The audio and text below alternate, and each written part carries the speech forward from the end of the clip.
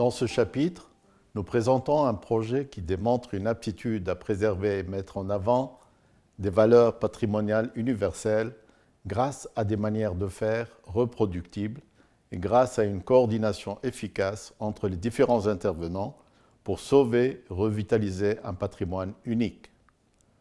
Ce projet, lauréat du prix Aga Khan d'architecture en 2013, est intitulé « Projet de réhabilitation du bazar de Tabriz » en Iran. Ce bazar, en tant que lieu d'échange et de commerce, est évoqué dans les écrits des grands voyageurs tels qu'Ibn Battuta et Marco Polo comme une merveille architecturale et urbaine. Il représentait, depuis le Xe siècle, l'une des grandes destinations de l'ancienne route de la soie. Avec sa typologie de marché couvert, il devait influencer les marchés à travers le monde et les époques.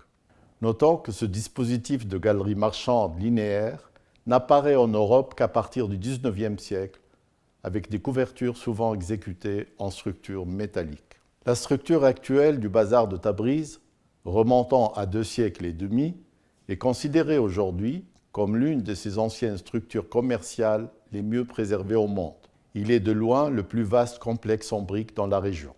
Le bazar est classé patrimoine national en 1975 et patrimoine universel en 2010.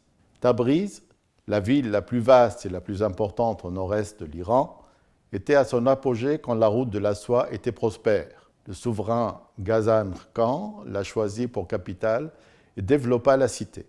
Tabriz était un hub commercial stratégique et le bazar a dû influencer sa morphologie urbaine et sa vie politique. Malgré les désastres subis, tremblements de terre, inondations, destruction des murailles, le bazar a toujours été reconstruit et revitalisé.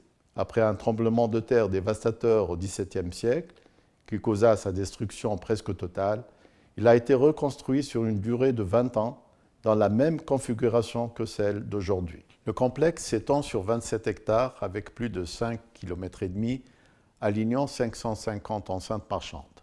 L'innovation architecturale la plus remarquable réside dans le modèle d'aménagement des boutiques rassemblées par corporation autour d'un réseau d'artères linéaires. Le bazar était voué à la démolition suite à des années de négligence et de menaces d'effondrement survenues à la fin du XXe siècle. Le projet de réhabilitation, initié par une initiative communautaire, a été élaboré comme un projet de développement et de conservation urbaine. Un premier projet pilote de restauration, mené en 1994, a permis de convaincre les marchands des avantages de ce type d'intervention afin de conserver et de revitaliser ce patrimoine de grande valeur. Le programme de gestion repose sur la collaboration des bazaris, des autorités municipales et de l'Organisation de l'héritage culturel d'Iran.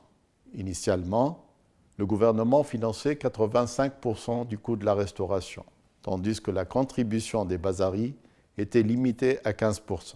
Aujourd'hui, la communauté du bazar apporte 90% des fonds.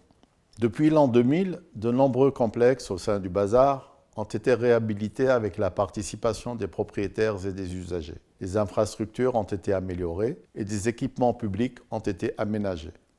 Alors que l'architecture du bazar est simple en termes de décoration, ces éléments structurels offrent une ornementation exceptionnelle.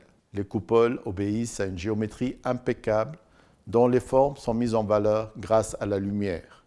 Le timché, une coupole internodale, est un exemple du savoir-faire des artisans et de la maîtrise d'une géométrie adaptée aux espaces couverts. Le carbandi, travail de la brique, est utilisé pour concilier les besoins structurels avec les exigences de l'ornementation, confirmant ainsi une cohérence architecturale de la structure avec le traitement des murs.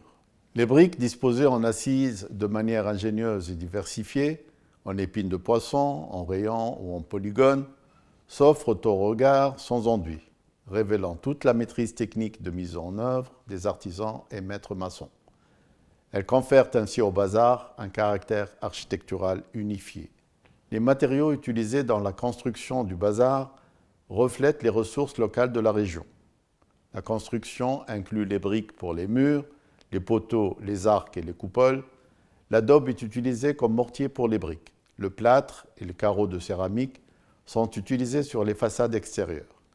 l'acier a fait son apparition dans la structure du bazar avec le développement des transports.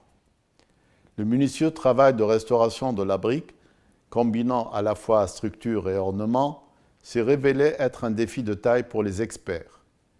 Ils ont dû se familiariser avec les techniques et les savoir-faire traditionnels.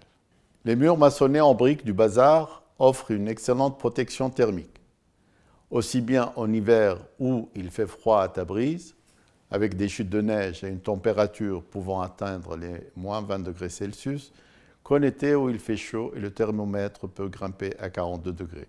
La hauteur du bazar ne dépassant pas un maximum de 15 mètres, la chaleur y est préservée durant les hivers froids. Il est également possible de maintenir les portails fermés et de n'ouvrir que les petites portes pour limiter les pertes de chaleur. De nombreuses petites ouvertures dans les voûtes et coupoles des artères zigzagantes du bazar créent un mouvement dynamique de l'air, rafraîchissant ainsi les espaces intérieurs. Le projet contribue à la renaissance et à la transmission des techniques et savoir-faire traditionnels afin de mettre en exergue un modèle typologique de lieux d'échanges commerciaux dont la fonction demeure inchangée depuis des siècles.